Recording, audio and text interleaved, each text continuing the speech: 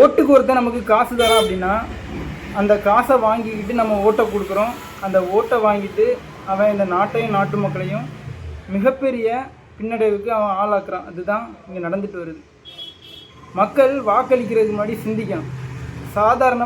சாதாரணமாக வார்டு மெம்பருக்கு நிற்கக்கூடிய ஒருத்தன் கூட 2-3 லட்ச ரூபா செலவு பண்ணுறான். அவன் பண்ணையார்த்தனத்தை அவன் காட்டுறான். அவனுடைய தொழில் வளர்ச்சியை, அவனுடைய கௌரவத்தை நிலைநாட்டுறதுக்கு இந்த மாதிரிப்பட்ட பதவிகளை அவன் பயன்படுத்திக்கிறான். ஆனால் இந்த அரசு பதவிகள் எல்லாமே மக்களுக்கான சேவையை வழங்கக்கூடிய ஒரு இயந்திரம் தானே தவிர தனிநபருடைய வளர்ச்சிக்கும் அவனுடைய கௌரவத்துக்குமானதாக இல்லை. மக்கள் சிந்திக்கணும். எல்லா தடவையும் ஓட்டுக்கு காசை கொடுத்து அவன் அந்த ஓட்டை வாங்குகிறான்.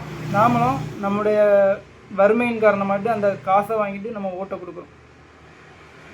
ஒருபடி மேலே போய் இந்த அதிகாரிகள் அதிகாரப்பூர்வமாக 5000 ரூபா வர வச்சு இன்ப அதிர்ச்சி தராங்க. நாம் இந்த தேர்தலை ஒரு மாறுதலாக கருதணும். எல்லா தடவையும் நாம் ஏமாறுறோம்.